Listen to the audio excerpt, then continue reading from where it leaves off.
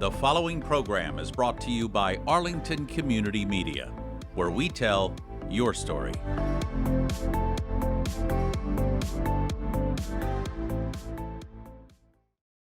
This is ACMi News, recognized nationwide as the first place winner of the 2023 Hometown Media Award for News Access. Hanukkah 2023, the Jewish Festival of Lights, is celebrated in Arlington at two locations this week. It occurs during a dark chapter in world history. We'll take you to both events in the town of Arlington. 3 university presidents are grilled at a House hearing in Washington, D.C. in wake of allegations of antisemitism. We talked to an MIT student who took her case to Capitol Hill.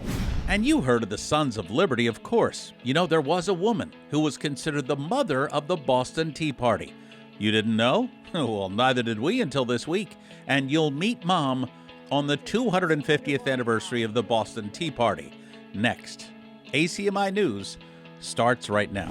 From McLennan Park to Spy Pond, from Poets Corner to the Mystic River, we have Arlington covered, giving you stories that count from people who care. Reliable, trustworthy, dependable. This is the nationwide award-winning ACMi News. Hanukkah, the Festival of Lights, is celebrated in Arlington. Hello and welcome to this week's edition of ACMi News. I'm Samra Maxwell. Glad you could join us. And I'm Ben Lau. Arlington residents gathered around an 8-foot-tall menorah at Whittemore Park on Tuesday, December 12th, and again at the fire station in Arlington Center on December 13th to celebrate the miracle of Hanukkah. This year, the holiday ran from sundown December 7th through December 15th. Both events were sponsored by the Center for Jewish Life of Arlington Belmont. And given the tragedy that is the Israel-Hamas war, this year's events in Arlington have taken on a new meaning.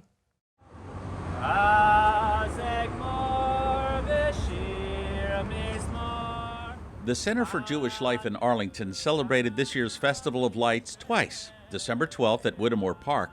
Please come close to the menorah, everyone. And December the 13th at the fire station at 411 Mass Ave. Given the tragedy that is occurring daily since the breakout of war in October, this year's Hanukkah celebrations are taking on a somber tone. Still, the main lesson in this ancient Jewish holiday is that the miracle of the light will always prevail over darkness. This is a more important year than ever. I feel like I'm saying this every year, but this year especially after what happened on October 7th. It's important that we acknowledge who we are and that we don't hide about it, and that people see us and hear us and come celebrate with us. And I think we need that more than ever now. These are very challenging and difficult times where innocence is getting killed. And we have to come together and show that there is love and get beyond this.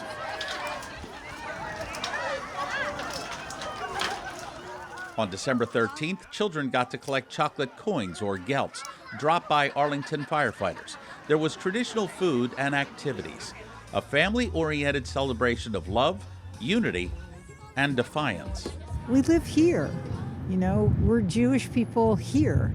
I don't agree with every single thing that happens in Israel, and yet I'm lumped with all of that. We're lumped with it as if we're somehow responsible and if somehow we can change it. And I think it's just this is what happens. Jewish people have been dealing with this for thousands of years, and this is just another example of it. Ever since the war broke out in October, a war now entering its 3rd month, it has struck a raw nerve worldwide, nationwide, in municipalities, in homes, and college campuses, which is why Arlington police are simply taking no chances. Security to these events, both here in the center and Whittemore Park, have been beefed up. Very grateful for the Arlington police presence because of the context of this year and ugly events happening elsewhere. The Arlington police have been very supportive of the Jewish community in the town of Arlington. They're a very proactive, very positive department. We're proud to have them and thankful that they're there, although we sort of wish we didn't have to have as many as we do.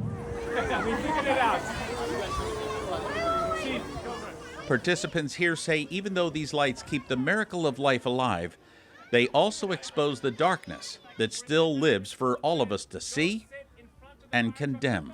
Many of us have, and including myself, we have relatives who are fighting right now in Gaza under unbelievable hard conditions, and all they want is to get the hostages back, and all they want is to bring peace and security again to the entire country of Israel, Jews and Arabs alike. For ACMi News, I'm Jeff Barnes.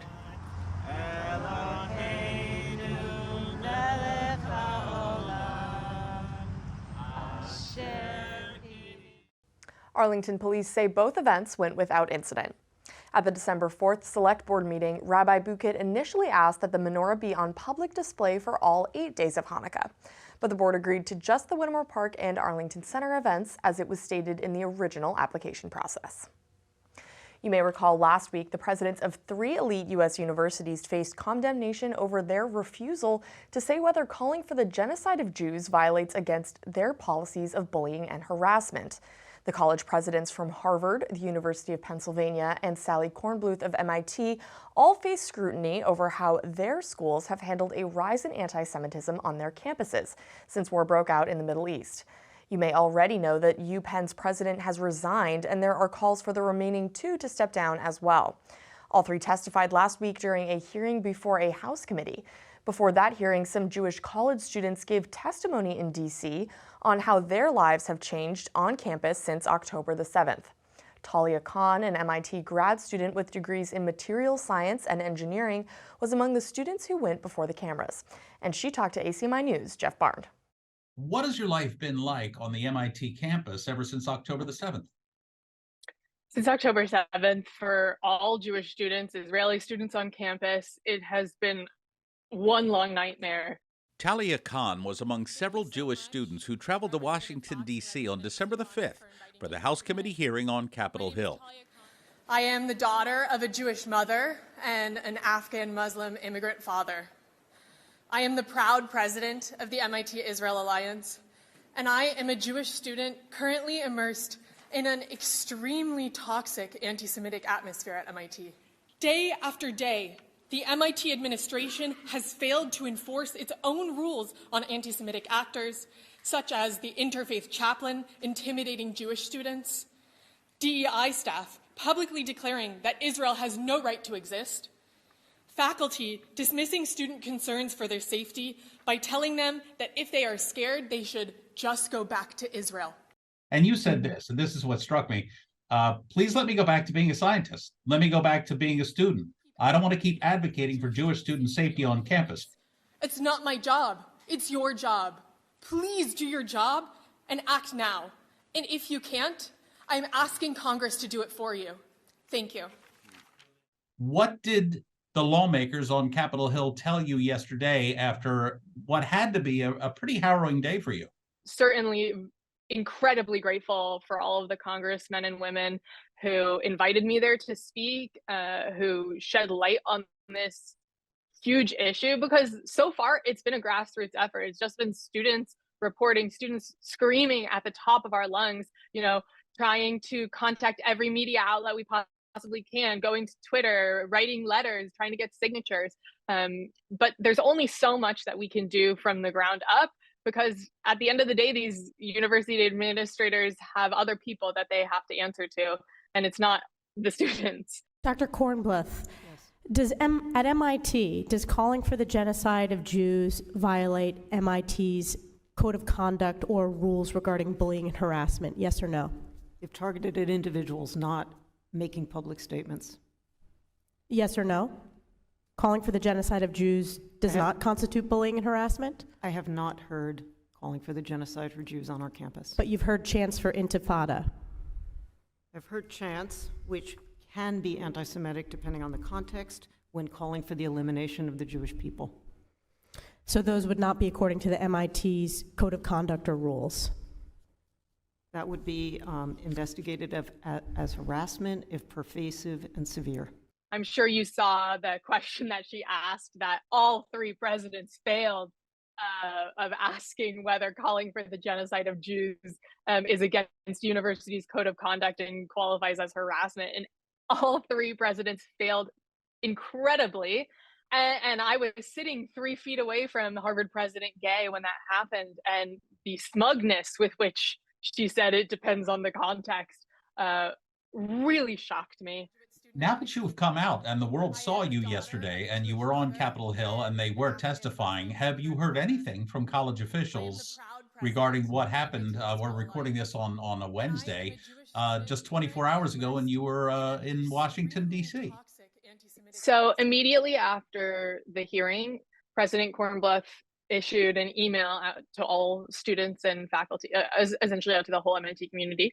And it was pretty meaningless. It was more words calling for hope for peace and all of these things, no decisive actions or plans. MIT President Sally Kornbluth's email says in part, "After these past weeks, I know many of you are exhausted and hurting. We have to make room for each other in our hearts and in our daily lives." On the same day of our interview with Talia Khan, White House Press Secretary Karine Jean-Pierre weighed in on the December 5th hearing. Calls for genocide are unacceptable. It's vile, and it's counter to everything this country stands for. I can't believe I even have to say that. It's still mind-boggling. I think maybe I'm a little bit more numb to it, used to it now, unfortunately, but definitely took me a while to come to terms with the fact that so many people were going to be justifying what happened on October 7th and even supporting Hamas outright, which is, again, just crazy. We are living in a crazy world. ACMi called the following MIT departments for comment: the President's Office, DEI, and the Interfaith Chaplain's Office. MIT's Media Relations Department got back to us saying, in part, Sally Kornbluth has the university's full and unreserved support. Lawmakers on Capitol Hill are currently floating the idea of restrictions on federal funding for certain colleges. We'll keep you updated as events warrant.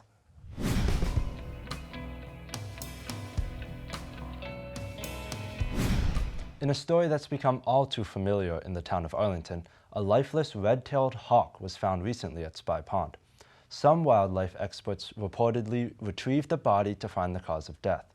The reports came back, which apparently showed the raptor had high levels of a powerful rat poison. Poisons that can be found in boxes like these on Arlington businesses and private properties. The poisons known as second-generation anticoagulant rodenticides, or SGARs, have already claimed the life of many magnificent birds in Arlington, including owls in Monotony Rocks Park last year, and of course, Arlington's bald eagle known as MK, February of this year. At the end of a year that began tragically, it seems like very little ground has been gained. Yes, I think that, there is a lot of awareness, especially in Arlington. You probably have seen the lawn signs, they're all over. A lot of people do have an understanding. Unfortunately, I think a lot of the big property owners in Arlington that own like a lot of the larger residential rental properties or a lot of the business blocks, I just don't really think they're connected to the community and doing this, because I mean, you saw what happened with the Whole Foods protest. That really didn't go anywhere. I'm pretty sure that Whole Foods still uses SGARs. They never returned any calls to respond to us. And I've seen it with other businesses. We've attempted to have some call-ins or write-ins to some other property owners, such as the one that owns Capitol Movie Theater. They use SGARs, and he owns a lot of properties, the person who owns the movie theater, and we just don't really get anywhere there. And I really just think at this point, I still would like to raise awareness and have conversations with these property owners, but I also think we need mandated legislation. And at this point, if the state is not going to grant us our home rule petition, it's hamstringing us, because Arlington is not allowed to ban on private property without a waiver from the state. It's very frustrating because it feels like we're getting this large environmental experimentation on our wildlife, and we're sustaining these losses, and not just wildlife, but people's pets. Children can get sick, but we're not allowed to do anything about it. We just have to watch and be traumatized by these losses. Ms. Kiesel has already proposed some sort of marker or memorial at Spy Pond to serve as a reminder of the dangerous ramifications of using SGARs over more holistic methods of rodent control. You can get the latest on Laura's efforts by going to her website, savearlingtonwildlife.org. Again, that's savearlingtonwildlife.org.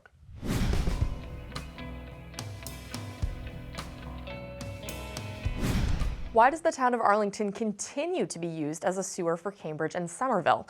That was on the minds of many residents during the third virtual public meeting in mid-November organized by the cities of Cambridge and Somerville and the MWRA. This year alone, more than 5 billion gallons of sewage flowed in Massachusetts waterways through combined sewer overflows, or CSOs. In the Alewife Brook, the sewage-laden water has spilled over into backyards, parks, and public paths. Years ago, the Alewife Brook Master Plan was put in place to prevent raw sewage from flooding Arlington neighborhoods and restoring the habitat. The purpose of this latest meeting is to find ways to control the sewage problem and get public input. And they certainly got it from some Arlington residents. This summer, the Alewife Brook flooded over its bank twice, sending untreated sewage pollution into the Alewife Greenway path, which folks use to get from Mass Ave to the Alewife T.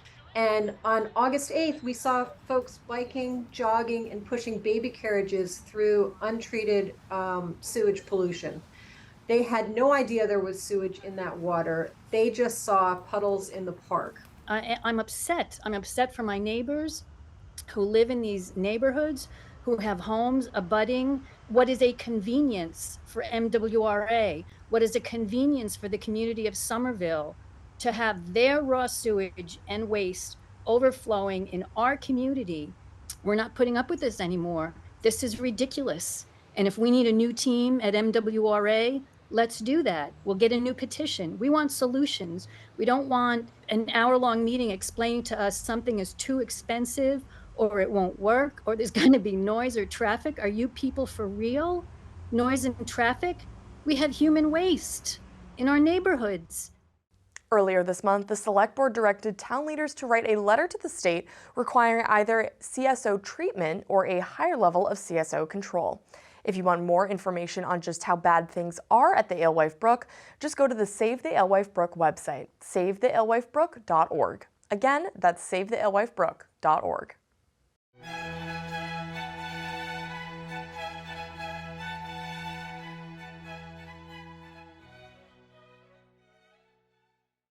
Boston is having a major party this week. All Americans are set to celebrate the 250th anniversary of the infamous Boston Tea Party.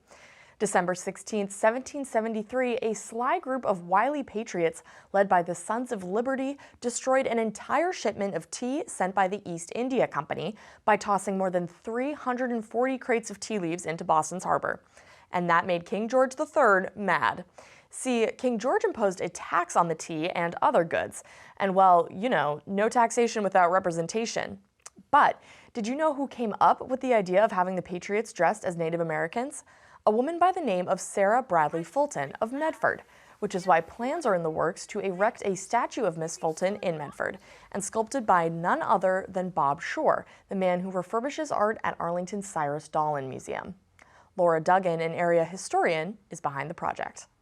It was her who came up with the idea of disguising the Sons of Liberty as Mohawk, Indians, so that they wouldn't be ID'd by the British, because if they'd been caught, they would have been shot. That's what would have happened to them. And so she came up with the idea, and Sam Adams said, "Oh, let's do that." And she, with her sister-in-law, she helped disguise quite a few people as Indians, kind of a crude, but they painted their faces and they had all these feathers and things. And as the story goes, she sent them upstairs to get in bed so they would look like they were sleeping if anyone came investigating, looking for these patriots.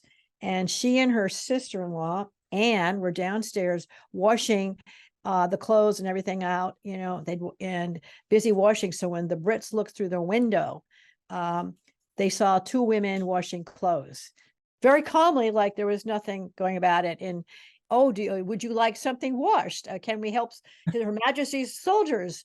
Yeah, we'd be washing clothes. Can we assist you?" And so that just to underline what a cool cookie she was. We have the Sons of Liberty. We should have the Daughters of Liberty. There's no doubt about that. Where does the statue stand as far as getting it erected? I'm hoping after the state comes through with the money that I'm going to turn to Bob Shore, the sculptor, and said, "Okay, you can start." The Arlington connection is Bob Shore takes care of Cyrus Dolan's statues here in Arlington. these people deserve to be remembered, number one, and modern day society has to be enlightened as to what they did. I completely agree with you on that one. And I basically on a big campaign to rectify the situation. ACMi News will be keeping in touch with Laura as our 250th fast approaches. Meantime, if you want to contribute to this fund for the Sarah Bradlee Fulton statue, go to Laura's website, lookingback@medfordhistory.com. Again, that's lookingback@medfordhistory.com.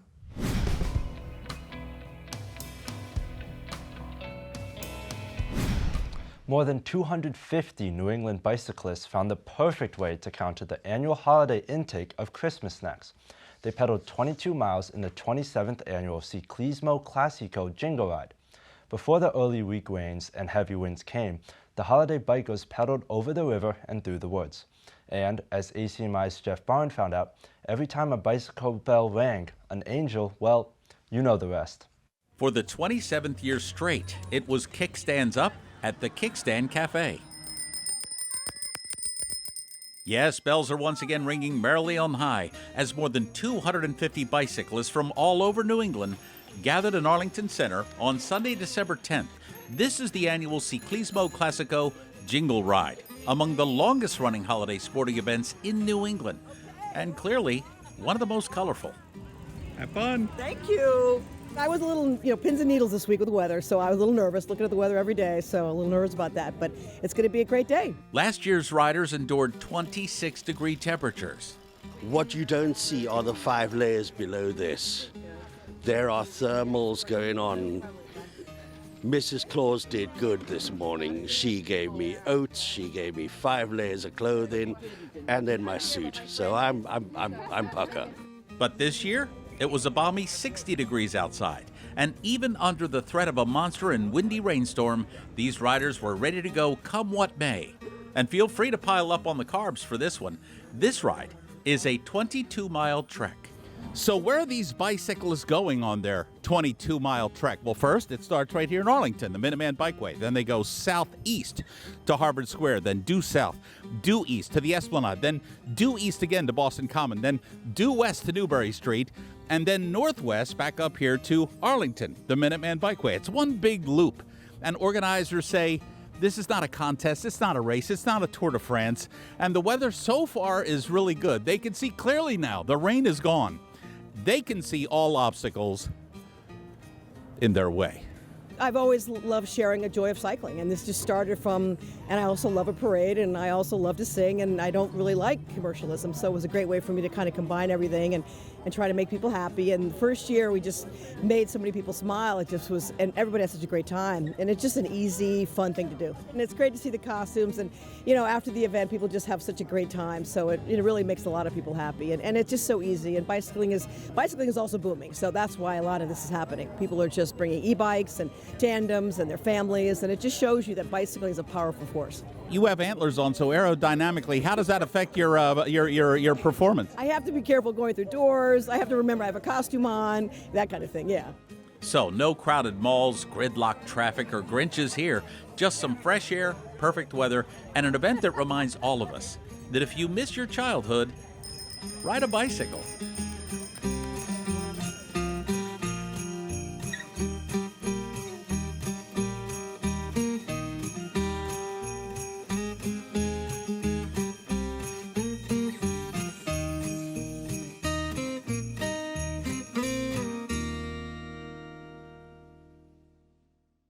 This year, a $25 suggested donation was welcomed, which benefits MassBike, an organization dedicated to improving bicycling for all riders across Massachusetts. Over the years, this colorful Ciclismo Classico tradition has raised thousands of dollars for other nonprofit organizations like Horizons for Homeless Children. More than 300 Arlington residents gathered around the ACMi studio Saturday, December 9th for our annual tree lighting here at 85 Park Ave. It was all part of the Heights holiday stroll. Studio A was transformed into Santa's workshop for 2 hours as children told the big man what they wanted for the big day. There was hot cider, holiday grab bags, and cookies to entertain the crowd while carolers sung traditional songs leading up to the ACMi tree lighting. And our unscientific poll tells us that our holiday event once again was a hit. Tell me, why do you like tonight with the first lights and the candy canes and Santa Claus and everybody? Because the sweets. You love the sweets? And this time of the year is the perfect time for sweets.